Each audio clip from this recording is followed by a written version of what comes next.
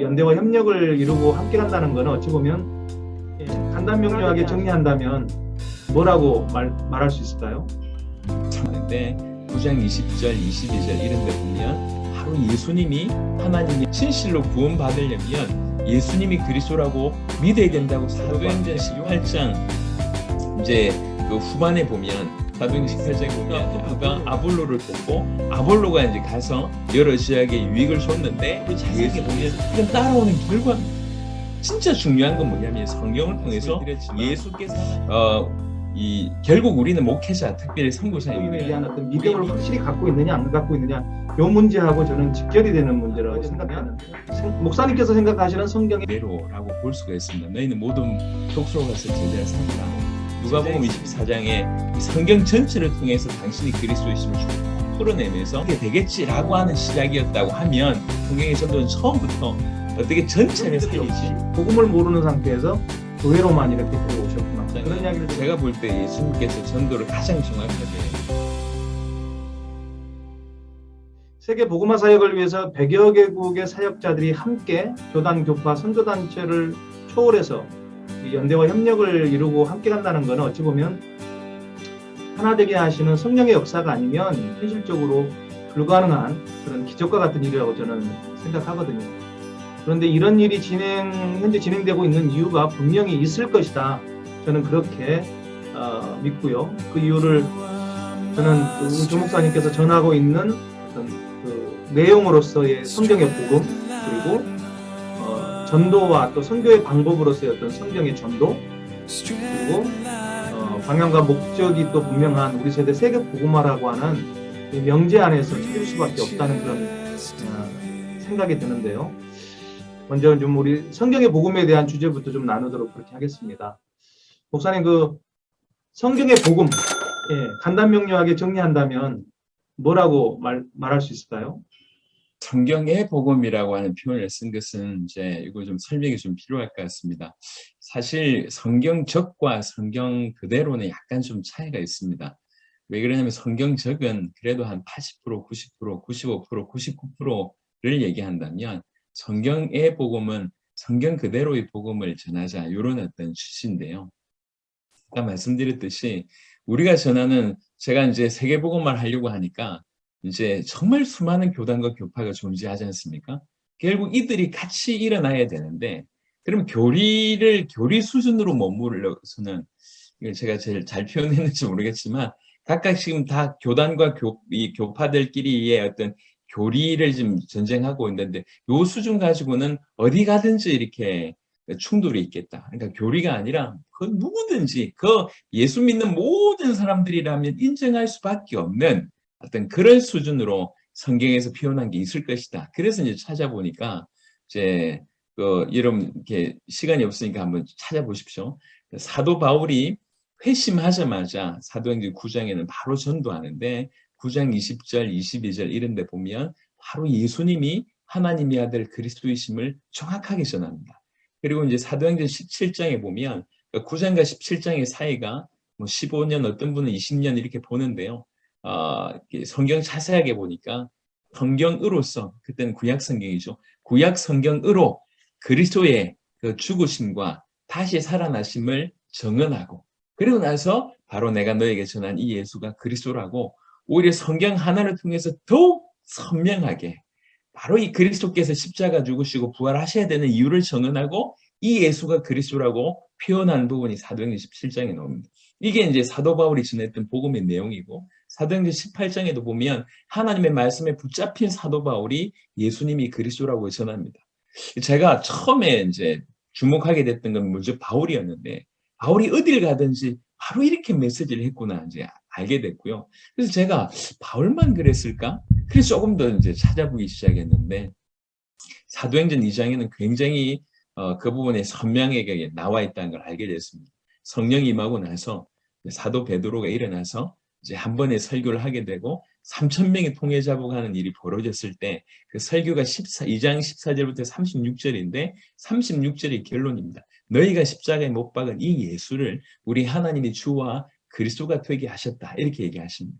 즉 십자가에 못 박힌 그 예수님이 바로 하나님의 아들 그리스도다. 이게 사도 베드로의 메시지였다는 걸 알게 됐습니다. 아, 이게 사도의 메시지였구나. 그리고 또 이제 또 주목해 보니까 요한일서 5장 1절에 가장 책을 많이 썼던, 그리고 가장 예수님의 최측근이었던 그 사도 요한이 예수께서 그리스도이심을 믿는 자마다 하나님께로부터 난 자다라고 하는 부분으로 써져 있더라고요. 아, 진실로 구원받으려면 예수님이 그리스도라고 믿어야 된다고 사도 요한이 얘기했던 걸 보면서 아, 사도들이 한결같이 이 메시지를 전했구나. 그뿐만 아니라 사도행전 18장 이제 그 후반에 보면, 사도행전 18장에 보면 이제 아볼로라고 하는 이제 분이 나오는데, 그 아볼로를 도왔던 분이 브리스가 부부입니다. 그 브리스가 부부가 아볼로를 돕고, 아볼로가 이제 가서 여러 지역에 유익을 줬는데 예수께서 그리스도이심으로 여러 지역의 성도들에게 유익을 줬다고 얘기를 합니다. 그 말은 무슨 말이냐면 바울의 바로 밑에 제자, 그리고 그 제자를 통해서 연결된 또 다른 제자가, 그러니까 초대교회의 어떤 모습이라는 거죠. 이게 동일하게 사도뿐만 아니라 사도행전 2장에 사도들의 가르침을 받았던 그 이 제자들이 딴 말을 할 이유가 전혀 없었다는 것이 너무 정확하지 않습니까? 예수께서 하나님의 아들 그리스도, 요걸 전했구나. 저는 성경을 통해서 그걸 이게 사도들이 전했구나. 요거를 먼저 발견하게 됐고, 그리고 이제 요한복음 20장 31절에 제가 참 사모하는 구절인데, 이 성경이 왜 기록됐냐? 이 성경이 기록된 이유는 오직 이것을 기록하면 너희로 하여금 예수님이라고 하는 분이 하나님의 아들 그리스도라고 하는 이 사실 믿게 하려 합니다. 이렇게 믿어야지 생명을 얻는다. 보통은 많은 분들은 이 영생 얻는다, 생명 얻는다에 주안점을 두고 있습니다. 사실은 이제 문구를 자세하게 보면 이건 따라오는 결과입니다. 진짜 중요한 건 뭐냐면 성경을 통해서 예수께서 하나님의 아들 그리스도라고 하는 이 사실, 요거 믿게 하기 위함이다라고 하는 것들이 이제 이 성경 기록의 목적이구나. 또 하나 성경 구절이 사도행전 5장 42절입니다. 제가 이제 번역을 다양하게 좀 봤는데요. 킹제임스 버전은 약간 좀 다르게 되어 있지만 거의 한 50%가 사도행전 5장 42절에는 이 사도들이 그들이 날마다 성전에 있든지 집에 있든지 예수는 그리스도라 가르치기와 전도하기를 그치지 아니하였다, 이렇게 되어 있습니다. 근데 영어 번역에 보면 더 굿뉴스라고 정의가 되어 있습니다. 예, 맞습니다. NIV 같은 데 보면 더 굿뉴스 that Jesus is the Christ, Jesus is the Messiah 이렇게 되어 있습니다. Jesus is the Messiah, 이것이 더 굿뉴스구나라고 하는 것들이 정의에 나와 있습니다.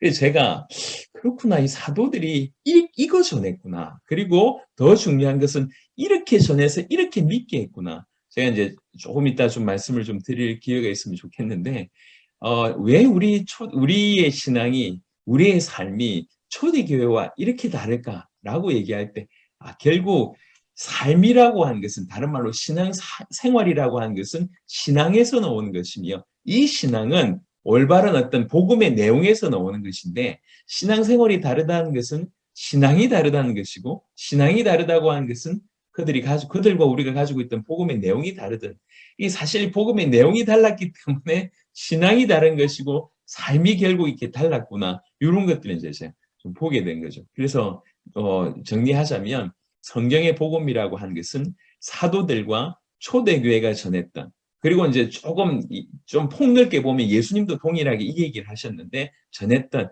예수님에 관한 소식, 즉 예수님이 하나님의 아들 그리스도라고 한 이 소식, 사실은 예수님이 우리에게 허락하신 모든 수많은 구원의 축복, 이신칭의부터 시작해서 그 모든 것들은 요 정의 안에 다 포함된다고 생각합니다. 그래서 예수님이 하나님의 아들 그리스도다, 그분이 우리의 주가 되신다, 이게 성경에서 말하는 복음이다, 이렇게 정의할 수 있겠습니다. 목사님 언뜻 들으면, 지금 설명을 들으면 기존에 우리가 알고 있는 우리 목사님들, 선교사님들도 나도 그 복음 알고 있어, 성경이 말씀하고 있는 복음과 다르지 않아, 이렇게 생각할 수 있거든요. 근데 그럼에도 불구하고 이제 조 목사님께서는 계속 이 성경의 복음을 모교회처럼 여기에만 포커스를 맞추고 전하신단 말이에요.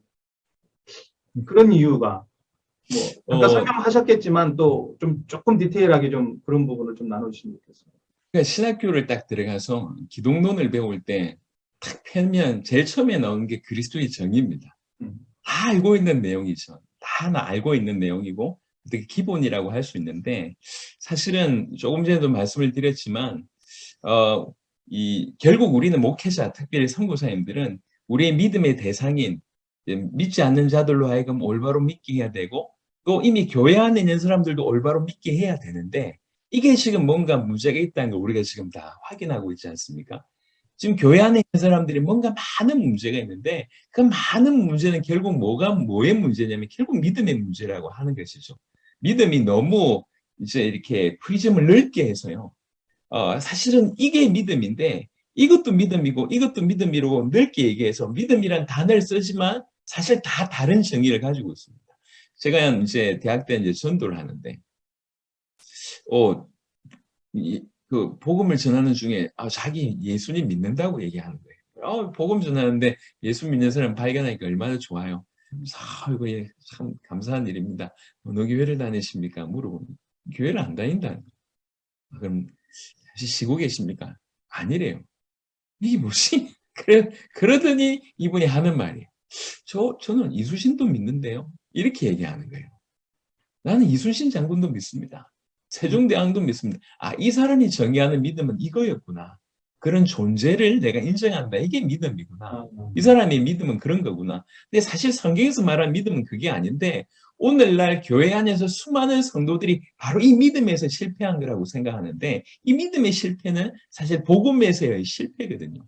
그러니까 이제 안다고 생각하지만 정확하게 알고 정확하게 믿지 않는 이게 우리 특별히 이제 목사님들과 선교사님도 마찬가지입니다. 우리가 정확하게 예수님에 관해서 알고 믿는다고 하면 정확하게 우리 알고 믿는 바를 전달하게 되고 성경의 기록의 목적대로 그들로 하여금 믿게 하는데 우리의 모든 것을 전심전력해서 쏟을 수밖에 없는데 그냥 이건 내가 아는 지식이야 알고 있어라고 하는 것에 그치면서 우리에게도 올바른 믿음의 역사가 안 일어날 뿐만 아니라 더 치명적인 것은 우리가 도와야 될 성도들에게도 이 복음이 실제가 되지 않는, 복음이 참된 믿음이 되지 않는, 그래서 복음과 그들의 삶이 너무 괴리되는 이런 일들이 지금 벌어지고 있기 때문에 그래서 전 세계로 하여금 올바른 복음을 알게 하고 올바로 믿게 해야 된다. 그러니까 실제로 올바로 믿게 하는 일이 지금 실패하고 있으니 정말 올바로 알고 우리가 올바로 알고 우리가 올바로 믿고 그리고 올바로 알게 하고 올바로 믿게 해야 되지 않냐라고 하는 생각 때문에 계속 목이 터져라 외치고 있는 것입니다. 예. 네, 그렇습니다. 이번 팬데믹 상황 속에서 참고로 팬데믹 상황 속에서 지금 온라인으로 예배를 드리고 이런 상황이 발생했지 않습니까? 그런데 거품 다 빼고 기독교인 숫자를 700만 명, 800만 명 벌써 그 이야기 한 지가 한 10여 년 돼가는 것 같습니다. 근데 최근 통계에 의하면 최소한 그 교단 통계를 보면 100만 명 이상이 지금 교회를 떠났다. 교회를 출석하지 않는다. 이런 정말 통계가 나왔거든요. 지금 우리 조 목사님이 하고 있는 정말 복음이신 예수님이 그리스도임에 대한 어떤 믿음을 확실히 갖고 있느냐 안 갖고 있느냐 이 문제하고 저는 직결이 되는 문제라고 생각되는데요. 예. 그러니까 어려움이 닥치면 힘들고 어려움이 닥치면 교회를 떠나는 이런 현상들이 결국은 믿음과 올바른 믿음을 가졌느냐 안 가졌느냐 하는 올바른 복음을 소유하고 있느냐 안 가졌느냐 하는 것에 결국은 판가름이 나는 것 같습니다. 예, 이제 좀 성경의 전도로 좀 이야기를 넘어가 보겠습니다. 목사님, 그 성경의 목사님께서 생각하시는 성경의 전도 다들 중요하게 생각하고 있고 또 여러 전도법들이 있지 않습니까? 근데 목사님이 생각하시는 또 성경의 전도라고 하셨어요. 성경의 전도는 도대체 무엇인지 말씀해 주시면 좋겠습니다. 말 그대로 이제 표현을 성경 그대로 하자고 하는 표현인데요. 그냥 한마디로 얘기하자면 마태복음 28장 있는 그대로라고 볼 수가 있습니다. 너희는 모든 족속으로 가서 제자를 삼으라. 제자 있으니 모든 족속으로 가서 삼으라. 그런 얘기로 이제 이해를 했고, 아까 말씀드렸듯이 사도행전 16장, 17장, 18장이 바로 그런 케이스가 아닌가 생각을 합니다. 근데 이제 성경 그대로의 전도인데 이거는 예수님께서 가르쳐 주셨을 뿐만 아니라 실제로 예수님 당신이 먼저 행하셨던 부분이거든요. 수많은 무리들 중에 특별히 결국 전 세계를 살릴 수 있는 제자를 그분이 이제 찾으셨고 아니면 선택하셨고 그리고 그분들에게, 그 제자들에게 올바른 복음의 내용, 또 이제 요한복음 같은데 자세하게 읽어보시면 바로 이 제자들이 믿게 하는데 모든 부분들을 투자해 주셨고, 누가복음 24장에 이 성경 전체를 통해서 당신이 그리스도이심을 쭉 풀어내면서 이 제자들에게 그 믿음이 전달되게 하시고, 예수님 가신 이후에는 이 제자들을 통해서 전 세계가 살아나게 하셨던, 예수님이 그대로 하셨던 거고, 그리고 예수님이 사도들에게 마태복음 28장에 전하셨던 것이고, 실제로 사도들도 그 일을 하셨었는데 대표적인 부분들이 사도 바울을 통해서 그런 모습들이 역력하게 드러나는 것이죠. 그래서 성경 그대로 우리가 따로 원리를 정한 게 아니라 만든 게 아니라, 제가 약간 우가되는 게 왜 굳이 성경의 전도라고 표현을 쓰냐면, 대부분은 정말 성경에서 이제 벤치마킹을 하죠. 몇 가지 원리를 따서, 그리고 본인들의 어떤 부분들을 그 안에 주입합니다. 예, 그리고 나서 이제 좋은 어떤 프로그램 하나를 만드는 것이죠. 물론 효과는 있습니다. 하지만 분명한 것은 세계복음만은 안 될 거다. 그래서 우리가 성경의 전도 그대로를 진행하는 것이 너무 중요하다, 이렇게 생각을 하는 것입니다. 목사님께서 지금 현재 우리 세대 세계 복음화를 위해서 실천하시고 있는 이 성경의 전도법이 여타의 전도법과 좀 어떤 차별성이 있다면, 지금 현재 선교를 하고 있는 세계 복음화, 우리 선교하면서 선교사님들도 세계 복음화 하고 있지 않습니까? 이런 부분하고 또 교회들이 또 이 전도를 또 하고 있는데, 이런 부분하고 그래도 목사님이 지금 하고 계시는 이 부분에 어떤 좀 차별성이 있는지 좀 이 부분을 지금 진행되고 있는 수많은 전도법들이 너무 유익하다고 생각합니다. 하지만 이제 제가 드리고 싶은 말씀은 크게 이제 한 가지, 두 가지 정도로 좀 생각하시면 좋겠는데, 하나는 뭐냐면, 주님은 이 땅에 오셨을 때에 전 세계를 살리기 위해서 오셨습니다. 자, 요게 잘 들려보십시오. 전 세계를 살리기 위해서 오셨습니다. 그러니까 우리가 전도를 할 때에 바로 이 기반이 안 됐다는 거죠. 무슨 말이냐면, 우리는 주로 전체를 살려야 되겠다라고 하는 개념이 없습니다. 전 세계를 살려야 되겠다. 우리 도시 전체를 살려야 되겠다. 우리 마을 전체를 살려야 되겠다. 내 학교 전체를 살려야 되겠다. 요 생각이 없는 겁니다. 그냥 내 주변에 있는 사람들을 전도하고, 교회를 데려오고, 숫자를 부흥시키고, 우리 교회를 부흥시키고, 우리 단체를 부흥시키고, 이게 그냥 이렇게 가다가 어떻게 되겠지라고 하는 시작이었다고 하면, 예수님은 처음부터 전체를 살리기 위해서 오셨습니다. 그러니까 전체를 살리려고 하니까 그 안에 전체를 살릴 만한 제자가 있다는 거죠. 그 제자를 찾아서 그 제자를 통해서 전체를 살리는 것이 가장 효과적이고 빠르기 때문에 그렇습니다. 그래서 저희가 이제 하는 것은 딴 게 아니라 전체를 살리기 위해서, 그래서 제자를 찾아야 되고, 전체를 살리기 위해서 그래서 제자를 일으켜야 된다. 과테말라를 가든지 쿠바를 가든지 그냥 이제 한두 명 전도하는 방법이라고 하면 사형리나 아니면 이렇게 전도 폭발이나 해가지고 전도해서 영접시켜서 교회 붙여주고 다 좋은 겁니다. 하지만 굳이 차이를 논하자고 하면, 저희는 처음부터 그 나라에 들어가면 그 나라 전체를 어떻게 살리지? 요게 이제 질문입니다. 그 나라 전체를 살리기 위해서 어떻게 제자를 찾지? 저희는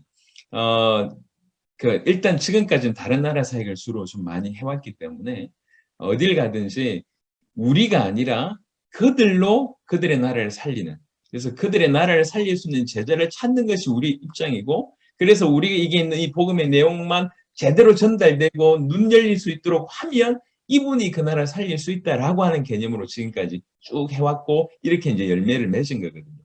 그래서 이제 저희가 더 확실하게 된 것이죠. 우리는 딴 게 아니라 많은 분들은 이렇게 주변에 있는 사람들, 아니면 내 지역, 내 교회 주변, 요 정도의 어떤 시작이라고 하면, 굳이 성경의 전도와의 차이를 묻는다고 하면 성경의 전도는 처음부터 어떻게 전체를 살리지? 그러니까 비슷한 말이지만 어떻게 끝내지? 라고 하는 기준으로를 갖다 대다 보니까, 그 기준에서 절대적인 중요한 요소는 뭐냐면 제자라고 하는 것이죠. 그러니까 내 제자가 아니라 그 나라 전체를, 그 지역 전체를, 그 마을 전체를, 그 학교 전체를 찾을 수 있는 제자. 그 제자를 찾는 것이 키고, 중요한 것은 이 제자가 찾아졌을 때 이 제자가 마음껏 뛸 수 있도록 또 돕는 것이 또 중요한 것이었습니다. 그래서 굳이 차이를 논하자고 한다면 이런 부분이고요. 그래서 여타 전도법과 부딪히지 않습니다. 왜 그러냐면 하던 거 계속 하시면 되고, 오히려 이 부분을 통해서 이제 이렇게 그 제자 찾으면서 또 가지고 있었던 그 중요한 전도법들을 얼마든지 사용하시면 되니까 충돌되진 않지만 끝내야 되겠다. 전체를 살려야 되겠다라고 얘기할 때에 제가 볼 때는 이 성경의 전도로 그렇게 인도를 받았다고 이제 저는 이해를 하고 있습니다. 예. 네, 네. 사실 저희들이 전도하는 주요 이유가 목회자들, 선교사님들 또 선교지에서 목회를 하고 계시기 때문에 주요 관심사는 오직 저기 교회 부흥이죠. 교회 부흥적인 차원에서 교인들의 숫자를 좀 불리고 또 교세를 불리는 어떤 이런 솔직히 그게 부끄럽지만 그런 것들이 강한 것 같습니다. 그런데 이걸 동시다발적으로 같이 이 세계복음화를 하자, 나라를 살리자라고 내 교회뿐만 아니라 지역과 그 사회, 그 나라를 살리고 동시적으로 또 세계복음화 하는 일에 함께 연대하고 동참하자고 하는 상황까지는 사실 못했던 것 같습니다. 어려웠고요. 그게 이제 교단주의도 있을 것이고 여러 가지 이제 어려움이 있었을 텐데 목사님께서는 그런 부분들을 또 뛰어넘어서 그런 차원에서 그게 성경적인 전도법이다. 성경적인 세계 복음화를 위한 방법이다. 이렇게 제가 좀 이해를 했습니다. 제가 우스갯소리가 아닌 것 같은데 좀 심각한 문제인데 제가 들었던 이야기 중에 하나가 이름만 되면 한국에 아주 전도로 유명한 그래서 교세가 엄청나게 확장된 큰 교회가 있다고 하는데 거기 전도왕이신 분이 근데 예수님이 그리스도라고 하는 것을 모른다고 그런 이야기를 제가 들은 적이 있었어요. 아 정말 이게 심각하구나. 교회로 데려오는 거는 많이 했는데 그분의 어떤 능력을 가지고 많은 분들을 끌어올 수 있었을 텐데 예수님이 그리스도라는 거를 모르고 믿지 못하고 그런 믿음이 없이 복음을 모르는 상태에서 교회로만 이렇게 데려오셨구나. 그런 이야기를 들으면서 야 이게 우리들 지금 현재 교회의 모습 아니겠나 이런 생각도 제가 좀 성경의 전도라고 하는 부분을 제가 조금 짧게 말씀을 드렸는데 우리 전도에 관심이 굉장히 많으시니까요. 이제 마태복음 10장과 누가복음 10장은 제가 볼 때 예수님께서 전도를 가장 정확하게 길게 풀어내신 그런 장면이라고 생각합니다. 근데 그게 보시면 전혀 지금 우리가 펼치는 것하고는 전혀 지금 다른 함량 영접 기도를 시킨다든지 교회를 끌어오는 수준하고 전혀 다릅니다. 그러니까 그거를 하나님께서 그 마을 전체, 그 도시 전체를 살리기 위해서 보내셨다. 이렇게 보시면 왜 합당한 자를 찾아야 되는지, 왜 평안을 받을 만한 자를 찾아야 되는지라고 하는 것들이 충분히 좀 이제 제 말을 들어보시고 보시면 이해가 될 것 같고요. 또 아까 조금 전에 언급하셨던 선교사님 언급하셨던 것처럼 이렇게 우리나라를 살리면서 내 교회를 살리면서 세계복음을 한다는 게 사실은 굉장히 여러 단계를 뛰어넘어야 될 굉장히 어려운 일이라고 생각하시는데 제 생각은 좀 다른 게 사도행전 1장 8절 도 마찬가지지만 사도행전 2장에도 보면 처음부터 15개 나라 문이 같이 열렸거든요. 그러니까 처음부터 전 세계가 같이 열렸던 부분이기 때문에 세계복음화와 우리 교회와 같이 응답을 받아갈 때 그러니까 우리의 어떤 역사들이 세계에 흘러가고 세계에 일어나는 그 수많은 일들이 우리 교회로 흘러 들어올 때 사실은 가장 건강하다고 생각하고 세계복음화 하면서 우리 교회를 살리는데 가장 유익하다고 개인적으로 생각합니다. 그래서 성경의 전도는 성경 있는 그대로 예수님이 펼치신 전도고 그것을 사도들이 그대로 이었던 전도고 지금도 우리가 펼쳐야 될 그런 전도라고 생각합니다.